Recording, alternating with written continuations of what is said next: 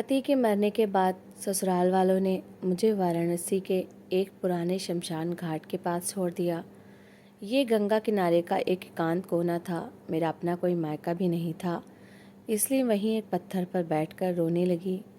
इसी बीच मेरी आंख लग गई और जब मैं जागी तो खाने का सामान मेरे पास पड़ा हुआ था। मैंने कई दिन वहीं गुजारे, मगर मैं नहीं जानती थी कि खाने का सामान कहाँ से आता था। एक रात मैंने सोने का नाटक किया। अभी थोड़ी देर ही गुजरी थी कि सामने देखकर मेरी आत्मा काँप गई, क्योंकि सामने चल निकल यहाँ से कल मोही, हमारे बेटे को खा गई, अब क्या बाकी घर वालों को भी खाने का इरादा है। मेरी सास मुझे धक्के देकर घर से निकाल रही थी और इसके साथ साथ मुझ पर अजीबोगरीब आरोप भी लगा रही थी। उनकी आंखों में मेरे लिए नफ़रत भरी हुई थी और उनके स्वर में ऐसा जहर था जो मेरे दिल को चीरता चला जा रहा था। अभी 2 दिन ही तो गुजरे थे मेरे पति को इस दुनिया से गए हुए, और ये लोग मुझे इस तरह बेसहारा कर रहे थे जैसे मैं कभी इस घर की सदस्य ही ना रही हूँ। मैंने विनती भरे नज़र से अपनी सास की तरफ देखा और उनके सामने हाथ जोड़ दिए। माँ जी, मुझे घर से ना निकालें, मैं कहाँ जाऊँगी। मेरा तो इस दुनिया में कोई ठिकाना भी नहीं है। आपका बेटा चला गया, ये ईश्वर की इच्छा थी। मेरा विश्वास करें, मुझसे ज़्यादा दुख शायद ही किसी को हो। मैंने रोते हुए विनती की थी, लेकिन मेरी सास के सर पर जैसे कोई जुनून सवार था। वह मेरी एक भी बात सुनने को तैयार नहीं थी। उनके चेहरे पर कठोरता थी और दिल में मेरे लिए ज़रा सी भी दया बाकी न रही थी। उन्होंने मुझे ज़बरदस्ती दरवाजे से बाहर निकाला और दरवाज़ा मेरे मुंह पर बंद कर दिया। मैं सिसकियां लेती हुई दरवाजे के बाहर खड़ी रह गई। मेरे पैरों के नीचे से ज़मीन जैसे निकल चुकी थी। मुझे समझ नहीं आ रहा था कि मैं कहाँ जाऊँ और किसके पास जाऊँ। मैं अभी वहीं खड़ी रो रही थी कि मेरा देवर मेरे पास आ गया। उसके चेहरे पर हमदर्दी कम और एक अजीब सी बेरुखी ज़्यादा थी। उसने धीरे से कहा, भाभी, मैं आपको घर में तो नहीं रख सकता, लेकिन आपके रहने के लिए एक ठिकाना है। अगर आप चाहें तो मैं आपको वहाँ छोड़ देता हूँ। उसकी बात सुनकर मेरे दिल में एक हल्की सी उम्मीद जागी। मैंने रोते हुए सर हिला दिया, क्योंकि मेरे पास इसके अलावा कोई और रास्ता भी नहीं था। मैंने अपना चेहरा पल्लू से ढाँप रखा था। मैं शौक में थी, लेकिन मुझे शौक पूरा करने का मौका भी नहीं दिया गया था। मैं खामोशी से अपने देवर के साथ मोटरसाइकिल पर बैठ गई। रास्ते भर मेरा दिल धड़कता रहा। मैं सोचती रही कि वो मुझे कहाँ ले जा रहा है। शायद किसी रिश्तेदार के घर, शायद किसी आश्रम में जहाँ मैं कुछ दिन गुजार सकूं। लेकिन जब उसने एक सुनसान जगह पर जाकर मोटरसाइकिल रोकी तो मेरा दिल धक से रह गया। ये जगह कोई और नहीं बल्कि वाराणसी का एक पुराना शमशान घाट था।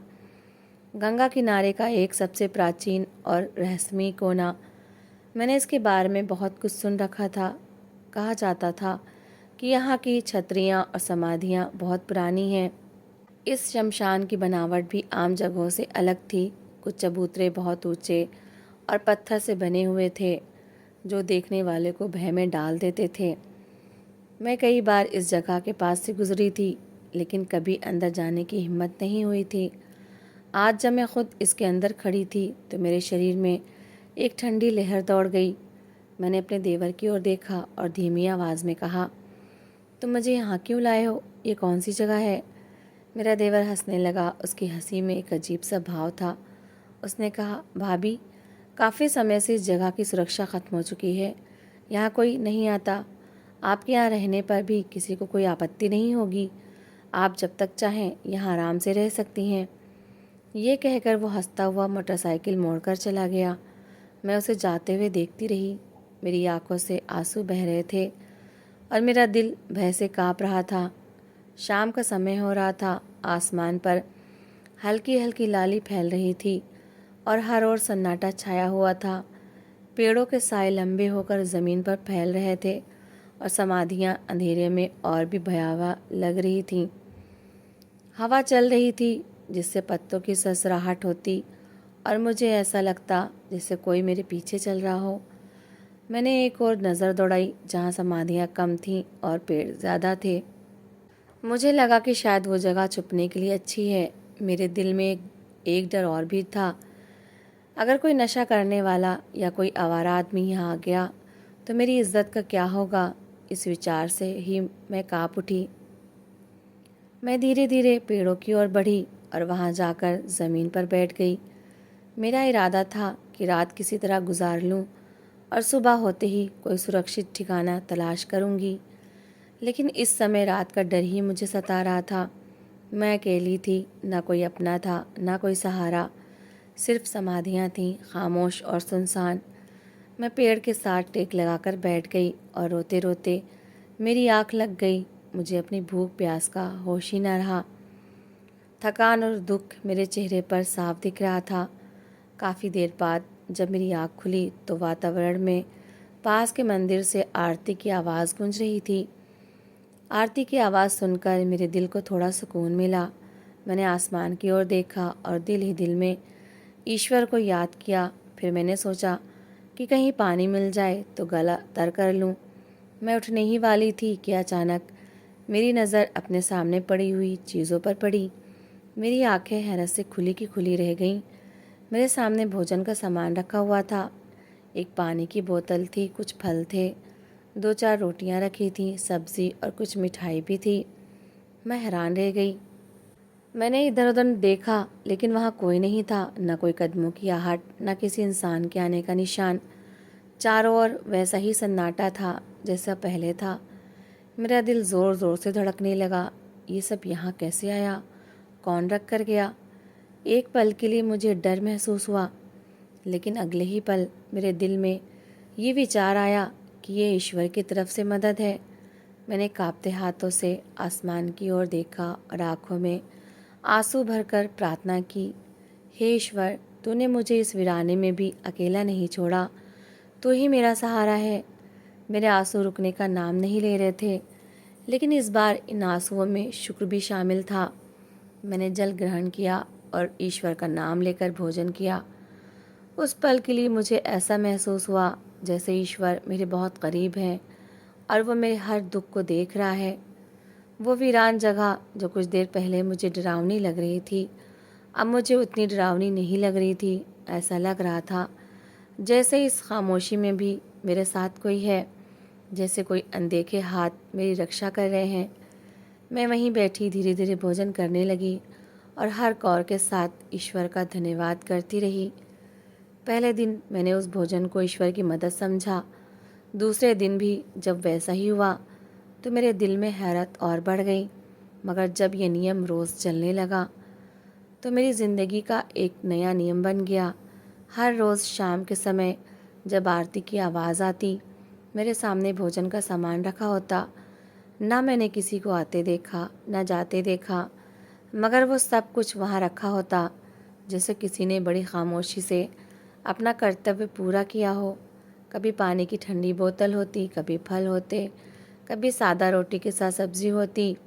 मैं हर बार इधर उधर देखती, दूर तक नज़रें दौड़ाती, पेड़ों के पीछे झांकती, मगर कोई नज़र ना आता। शुरू शुरू में मुझे डर लगता था, फिर धीरे धीरे इस डर की जगह एक अजीब सा सुकून लेने लगा। मैंने काफ़ी दिन वहीं गुजारा करना शुरू कर दिया। वो शमशान घाट जो पहले मुझे भयावह लगता था, अब मुझे वैसा नहीं लगता था।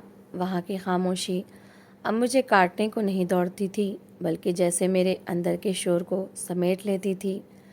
मैं दिन के समय पेड़ों के साए में बैठी रहती, कभी गंगा मैया को देखती, कभी आकाश को देखती और कभी अपने भाग्य को याद करके खामोशी से आंसू बहाती।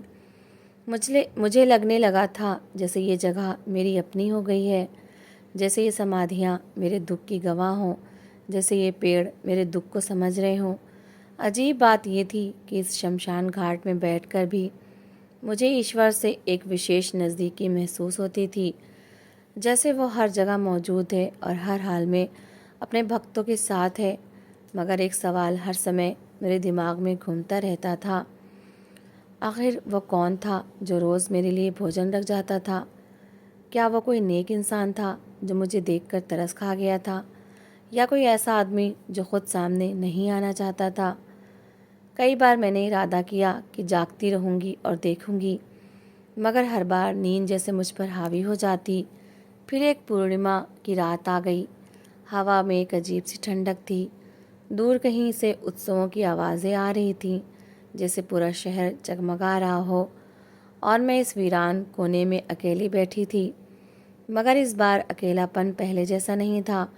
मैंने दिल में पक्का इरादा किया, आज मैं सच जान कर रहूँगी। आज मैं नहीं सोऊंगी। आज देखूंगी कि वो कौन है जो रोज़ भोजन रख कर जाता है। मैंने हमेशा की तरह पेड़ के साथ टेक लगाकर लेटने का नाटक किया। आंखें बंद कर ली, मगर दिमाग पूरी तरह जाग रहा था। मेरा दिल तेज़ी से धड़क रहा था, जैसे किसी बड़े राज के खुलने का इंतज़ार हो। कुछ समय गुजरा, फिर वही आहट सुनाई दी। सूखे पत्तों पर किसी के पैरों की आवाज़। मेरे शरीर में एक हल्की सी घबराहट की लहर दौड़ गई, मगर मैंने खुद को शांत रखा। आहट धीरे धीरे पास आ रही थी। फिर वो मेरे बिल्कुल पास आकर रुका। मैंने महसूस किया कि कोई झुक रहा है। फिर भोजन रखने की आवाज़ आई। पानी की बोतल ज़मीन से लगी, जैसे हमेशा होता था वैसा ही। मगर इस बार कुछ और भी हुआ। अचानक किसी ने बहुत नरमी से मेरे सर पर हाथ फेरा। मेरा दिल एक पल के लिए जैसे रुक गया। वो स्पर्श न डरावना था न भारी, बल्कि उसमें एक स्नेह था, जैसे कोई अपना हो, जैसे कोई दिलासा दे रहा हो। मेरी आंखों के कोने भीग गए, मगर मैंने खुद को काबू में रखा। कुछ पल वो हाथ मेरे सर पर ठहरा रहा, फिर धीरे से हट गया और फिर पैरों की आवाज़ दूर जाने लगी। बस यही वो लम्हा था जिसका मैं इंतज़ार कर रही थी। मैं तुरंत उठ बैठी। मेरी नज़र सामने गई और मैंने एक साया सा देखा जो दूर जा रहा था। वो तेज़ नहीं चल रहा था, बल्कि धीरे धीरे दूर जा रहा था। उसकी पीठ मेरी ओर थी। मेरे दिल की धड़कन तेज़ हो गई। मैंने हिम्मत जुटाई और आवाज़ दी, सुनिए। वो इंसान एकदम रुक गया। मेरे शब्द जैसे हवा में ठहर गए। कुछ पलों के लिए चारों ओर खामोशी छा गई। मैं धीरे से उठी और उसकी ओर बढ़ी। मेरे पैर काँप रहे थे, मगर दिल में एक अजीब सा हौसला भी था। मैं उस रहस्यमयी इंसान के पास जा रही थी। हर कदम के साथ मेरी सांस भारी हो रही थी। वो वहीं खड़ा था। उसने पीछे मुड़कर नहीं देखा। मैं उसके बिल्कुल पास जाकर रुक गई।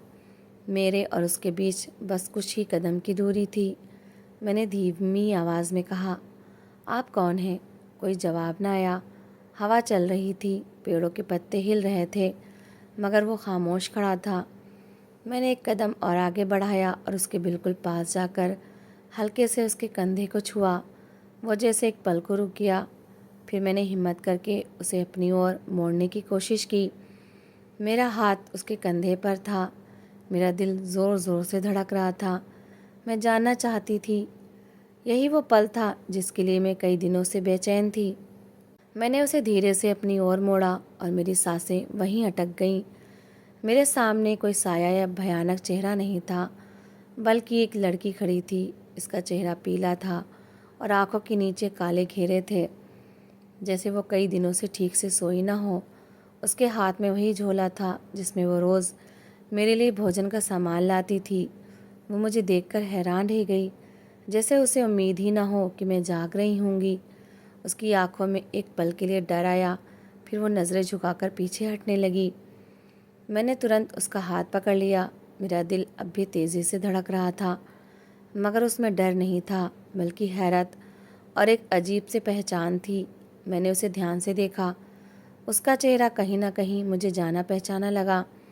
मैंने अपनी यादों को खंगालना शुरू किया और अचानक मेरे दिमाग में एक दृश्य बिजली की तरह चमका। ये वही लड़की थी। कुछ साल पहले की बात थी, जब मैं और मेरे पति एक दिन बाज़ार से वापस आ रहे थे। सड़क के किनारे एक असहाय सी लड़की बैठी रो रही थी। उसके कपड़े पुराने थे और वो भूख से बेहाल लग रही थी। कुछ लड़के उसे तंग कर रहे थे और वो डर से सिमटी जा रही थी। मेरे पति ने तुरंत गाड़ी रोकी और उन लड़कों को डांट कर भगा दिया। मैंने उस लड़की को अपने पास बिठाया और उसे पानी पिलाया। हम उसे अपने घर ले आए थे। वो बहुत डरी हुई थी। हमें पता चला कि वो एक अनाथ लड़की है और अपने घर से बिछड़ गई है। वो कई दिनों से भूखी थी और उसका कोई सहारा नहीं था। मैंने उसके लिए खाना बनाया और उसे अपने हाथ से खिलाया। मेरे पति ने उसके लिए नए कपड़े खरीदे और उसे ढाढ़स बंधाया कि अब वो सुरक्षित है। हमने काफ़ी कोशिश के बाद उसके लिए एक सुरक्षित जगह तलाश की और वो उसे वहाँ पहुँचाया। उस दिन उसकी आंखों में जो शुक्र था वो मैं आज तक नहीं भूल सकती। बाद में भी मेरे पति ने उसकी मदद जारी रखी, उसकी पढ़ाई के लिए पैसे दिए ताकि वो अपने पैरों पर खड़ी हो सके। वो लड़की हर बार धन्यवाद करती थी, मगर हमने कभी उस पर एहसान नहीं जताया। हमने सिर्फ इंसानियत के नाते उसका साथ दिया था और आज वही लड़की मेरे सामने खड़ी थी। मेरी आंखों में आंसू आ गए। मैंने उसका चेहरा अपने हाथों में लिया और कहा, तुम वही हो ना? वो लड़की रोने लगी। उसने सर हिला दिया और मेरी ओर देखकर बोली, मैं आपको कभी नहीं भूली। मैं आप दोनों को हमेशा याद करती हूँ। मैं आपका धन्यवाद करने आई थी, मगर जब मैंने आपके हालात देखे तो मैं टूट गई। उसने धीरे धीरे सब कुछ बताया। वो अब पढ़ लिख कर एक कामयाब वकील बन चुकी थी। उसने अपनी ज़िंदगी में बहुत मेहनत की थी और हर कामयाबी के पीछे वो हमें याद करती थी। वो मुझे ढूंढते हुए यहाँ तक पहुँची थी ताकि मेरा धन्यवाद कर सके, मगर जब उसे पता चला कि मेरे पति का निधन हो चुका है और मुझे घर से निकाल दिया गया है तो वो अंदर से हिल गई थी। उसने कहा कि मैं आपके पास आना चाहती थी, आपके सामने आकर आपका हाथ पकड़ना चाहती थी, मगर फिर मुझे ये विचार आया कि शायद आप मेरी मदद स्वीकार न करें, शायद आपको बुरा लगे। इसलिए मैंने चुपके से आपकी मदद करना शुरू किया। मैं रोज़ आपके लिए भोजन रखती रही ताकि आप भूखी ना रहें। उसकी बात सुनकर मेरा दिल भर आया। मैंने जल्दी से उसे गले लगा लिया। मेरे आंसू रुकने का नाम नहीं ले रहे थे। मैंने कहा, मेरे दिल में कभी ये विचार नहीं आया कि तुम कौन हो। तुम मेरे लिए वही हो जो पहले दिन थी, एक बेसहारा बच्ची जिसे हमने सहारा दिया था, और आज तुम मेरे लिए ईश्वर की ओर से भेजी गई सहायता हो। वो लड़की भी मुझे मजबूती से थामे रो रही थी, जैसे बरसों का बोझ उतर रहा हो। उस रात वो शमशान घाट जो मेरी परीक्षा की जगह था, वही मेरे लिए एक नई ज़िंदगी की शुरुआत बन गया। उसने मेरा हाथ पकड़ा और कहा, अब आप यहाँ नहीं रहेंगी, आप मेरे साथ चलेंगी। मैंने एक पल के लिए गंगा मैया की ओर देखा, उन समाधियों की तरफ देखा जिन्होंने मेरे दुख को सुना था। फिर मैं उसके साथ चल दी। वो मुझे अपने घर ले गई। एक साफ़ सुथरा और छोटा सा घर था, जहाँ अंदर जाते ही मुझे एक शांति का एहसास हुआ। कई दिनों बाद मुझे लगा कि मैं वाकई किसी जगह की हूँ। उसने मेरी सेवा अपनी माँ की तरह की। कुछ दिनों बाद उसने कहा कि वो मुझे मेरा अधिकार दिलाएगी। मैं हैरान हुई, मगर उसने पूरे विश्वास से कहा कि वो अब वकील है और वो मेरे पति के जायदाद में मेरा हिस्सा मुझे दिलवाएगी। उसने केस तैयार किया, अदालत के चक्कर लगाए, हर कदम पर मेरा साथ दिया। आखिरकार वो दिन भी आ गया जब मुझे मेरा अधिकार मिला। मेरे ससुराल वालों को कानून के अनुसार मुझे मेरा हिस्सा देना पड़ा।